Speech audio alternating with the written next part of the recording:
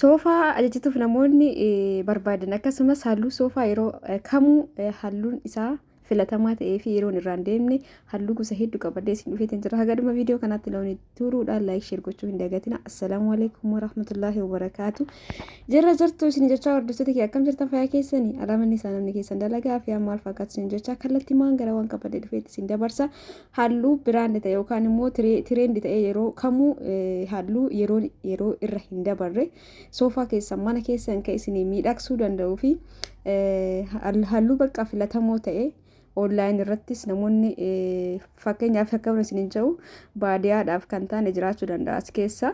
Kanaaf hundumaafuu soofaa kan miidhagsan mana kan miidhagsan halluu babbareedaa kan soofaarraa tolan qabadhee isin dhufeetiin jira. Haga dhumaatti na waliin tura. Egaa inni tokkoffaa halluu argaa jirtan kana halluun kun baay'ee takka bareedaadha. Halluu kireemii kan agartanii hedduu bareeda. Garuu inni isaa yookaan diqqoo kan nama rakkisuun bifa isarraa deemu xaalli isarraa deemu kana dhabamuu danda'a. Inni biraa immoo bifa amma argaa jirtan kana egaa bifoonni kunniin hundi isaaniitu jechuudha soofaa hedduu miidhagsanii manallee hedduu bareechisanii gizee soofaa jechuun amma fakkeenyaaf soofaa jedhistanii mana kaawwatu osoo hin taane wantoota isarraa deeman wantoota isa babbareechisan wanta aksesarii tokko yoo itti dabaltan hedduu miidhaga jechuudha soofaanii. Dhugaa dubbatuuf soofaawwan kunniin soofaa ammayyaawaa jechuun bakka hedduu namatti tolanidha. Halluu nama asirratti isiniif fide kunniinillee halluu tireendii ta'e yookaan halluu namni kamuu itti fayyadamudha. Kana jechuun kanneen keessaa baadiyyaaf hin taane ni jira baay'inaan jechuudha. Gara dhumaatillee xurii danda'u yookaan qoshaashaa danda'u qabadheetiin jira halluu hedduu qabadheetiin hin dhufe as keessa laaltanii ittiin bohaaruu dandeettanii halluun amma isinitti mul'ataa jiru kun egaa halluu beekamaadha. Yeroo kamuu halluu yeroo isaa hin shaarre yookaan immoo yeroo kan irra hin dabarreedha jechuudha. Wanna bareedaadha.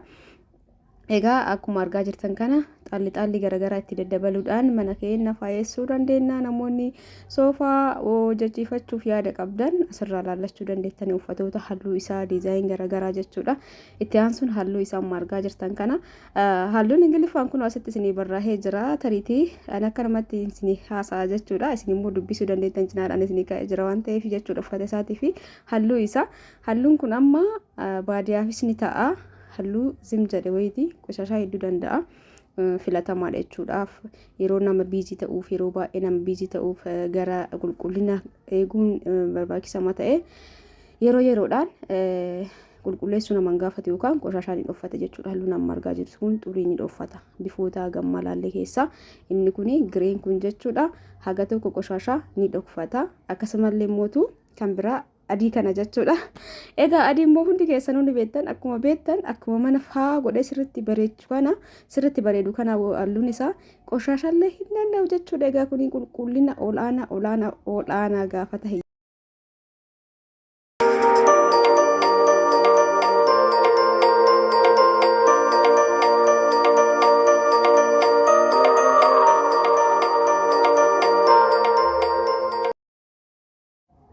Inni biraa mootu hordoftoota kiyya bifa kana biftiin kun bifa goommanee yookaan immoo bifa gara magariisaatti siquudha. Biqiltoota wajjin kan wal fakkaatu uumama wajjin kan wal fakkaatudha. Kunillee qoshaashaa haala bareedaatiin danda'a. Akkuma argaa jirtan kan hedduu namatti miidhagaa diqqoo ni dukkanaaya haa ta'u immoo xurii ni danda'a jechuudha. Kunoo gireen kunuyyuu jechuudha yookaan magariisni kunuu bifoota gurraachaan jira diqqoo ka naxaa jedhuun jira bifa loomiitiin jira. Akkuma argaa jirtan kan hedduu bareeda jechuudha. Aksesarii xixiqqootanii irra kakkaa'uudhaan bifa isa wajjin deemuun baay'ee takka mana miidhagsa akkuma argaa jirtan kana kunis fooyya'aadha jechuudha. Akkuma dura isin jee xurillee ni danda'a ni uffata waan ta'eef bareedaadha isin jaa uffata kanneen keessaa kan isinitti tolu kan natti tola jettanii yaaddan ajajuu dandeettan.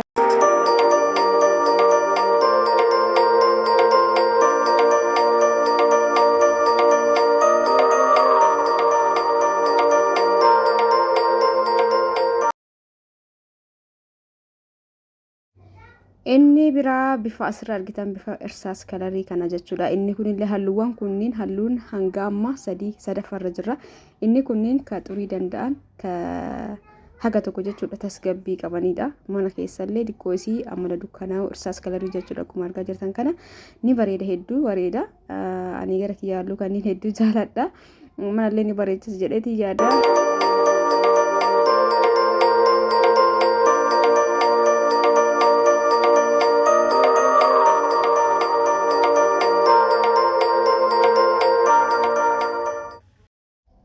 inni biraa immoo halluu isa kana maal akka jedhamu hin beeku garuu gara mukaatti siqaa gartanii boca yookaan boca osoo hin ta'in gara halluu mukaatti siqaa hedduu bareeda. Leezariin ta'uu danda'a uffataan ta'uu danda'a walumaa galatti manallee damaqqanii godha gartanii xiqqoo si fakkaanii godha. Carqiin isa waliin deemu yoo kan adii wajjinis deema kireemii wajjinis deema filannoo ni qaba jechuudha. Kunis hedduu halluu bareedaadha, halluu namatti toludha, halluu yeroon isaa irraa hin darbinedha kunis jechuudha. Baratamaadha yeroo kamuu mana keessan keessatti soofarraa hedduu miidhaga, hedduu bareeda. Kanaafuu hundi keessanuu tokko tokkoon ilaaluudhaan akkasinitti tola jedha. Ammallee kaafee wajjumaan kan ilaallu ta'a jiddumaan laayikii tuqaa.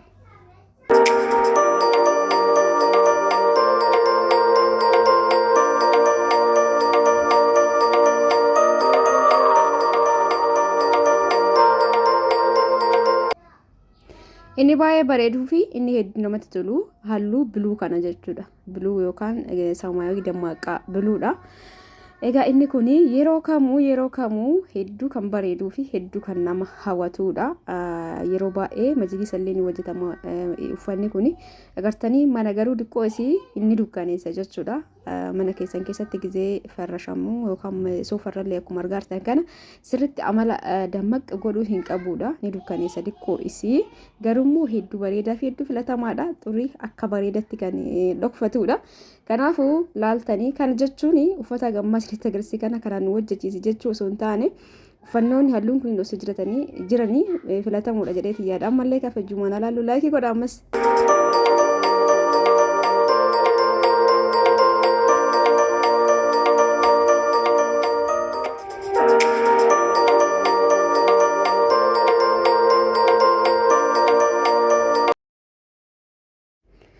Inni biraa immoo halluu biraawunii kana yookaan bunnaammaa kana wajjin kan laallu ta'a. Kunillee akkuma halluu kaawwanii halluu babbareedaadha. Halluu hedduu namatti toludha. Adii wajjin kireemii wajjin xaalli garaagaraa aksisarii garaagaraa mana keessa gizee keettan kan isa wajjin deemu gizee fayyadamtan hedduu namatti tola. Halluuwwan gara dhumaa isinii fide kun halluu xurii danda'anidha. Akkasumas kasirritti dammaqe hin jennedha. Kanaafuu kana isiniin jedha akkuma dura isiniin jedhe kana uffanni kun amma na bira jira osoo hin taane halluu soofarraa gizee kamuu bareedoo ta'an jedheeti kan isinii walitti qabee asirratti isinii fide jechuudha. Tariitti gizee ajajattan amma uffata isatti dhiyaatu isinii fayyaduu danda'a jechuudha. Ammallee kaafeen jira hordoftoota kiyya sabiskiraayib gochuu hin dagatina. Laayik illee itti aansaa isin jecha eegaa soofaa namoonni jedhatu yaada qabdan yookaan halluuwwan babbareedoo yeroo wajjin deeman kan yeroon irra hin dabarre kan manoota gurguddoo yookaan immoo onlaayinii irratti yeroo baay'ee biyyoota alaati irratti halluu babbareedoo yookaan halluu beekamaa jechuudha ka soofaa irraa tolu haala danda'een walitti funaanuudhaan asirratti gadi isinii dhiiseeti jira. Isin immoo gahee kiyya bahee jiraani namoonni soofaa jedhu heddan bakkuma kamuu teettanii halluu babbareedaa kana ani ufii kiyya olirratti uumee osoo hin ta'in ufii isaaniiti jechuudha. Warroonni onlaayiniidhaan uffata kan inni godhan walirraa kadeemu qindeessanii kan gadhiisanidha. Achirraa funaanuudhaan ani immoo asirratti isinii fidee jira jechuudha. Halluu isii walirraa deemu kanaaf bakka kamuu teettanii soofaa gizee ajajattan halluu walirraa deemu kanneen ka barbaadan iskiriinshaatii gootanii ajajachuu dandeettan bakka jirtanitti uffanni jiraate kan isinii dalagamuudha jechuudha. Hordoftoota kiyyaa akkasinitti tole uummata shakkii hin qabu. Ana biratti immoo gizee ajajachuu barbaadan dirqama uffanni kun na bira jira jechuu osoo hin ta'in kan isatti dhiyaatuu fi kan soofaa walirraa deemu xaalli isallee wajjuma fakkeenyaaf amma kireemii gizee ajajattan xaalli kireemii wajjin deemu uffata jiru keessaa filatamee kan isinii dalagamu ta'a jechuudha. Akka waattan abdiin qaba. Yoo isinitti tole immoo viidiyoo kee laayik sheer gochuudhaan odeeffannoo babbareedaa isin biraan kan ga'u ta'a. Akkasumas meeshaalee mana keessallee namoonni barbaadan haaluu jedhaatanii na dubbisa. Lakkoofsa kiyya guyyatti gizee lama gizee tokko viidiyoo gadhiisutti jira. Maashaallah tabaarakallaa laaltanis ilaaluu baattanis gadhiisutti jira. Kanaaf achi keessa seentanii viidiyoo tokko keessaa hodhabdan viidiyoo lammataa gadi tuquudhaan hagadhuma laaltan lakkoofsa kiyya achirranii argattan jechuudha.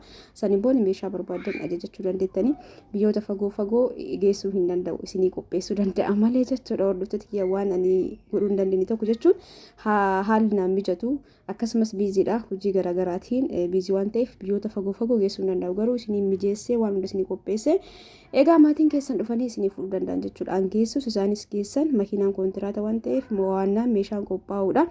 Akkanan isiniin jaa hordoftoota kiyya warroonni ishiitii babbareedaa barbaadan gara keessaatiin kootana dubbisaa shiitaaf shaarbii shiitallee addatti darbannoowwan garagara hawwata keessaniif uffatoota dhiiraa giriyaa garagara namoonni barbaadan biratti ni argattanii namoonni keessaan na gaafattanii dhiisteettan waan tokko viidiyoo gizee dhiise bakka isin waanuma dhiisiniif fakkaata dhiqqoo biizii ta'urraa kan ka'eedha. Hordoftoota kiyyaa ofii kiyyaa viidiyoo waraabaa ofii kiyyaa edit godha waa hundarratti ufuma kiyyaa alhamdulillah garabbiin na qarqaarikaa ni dalaga.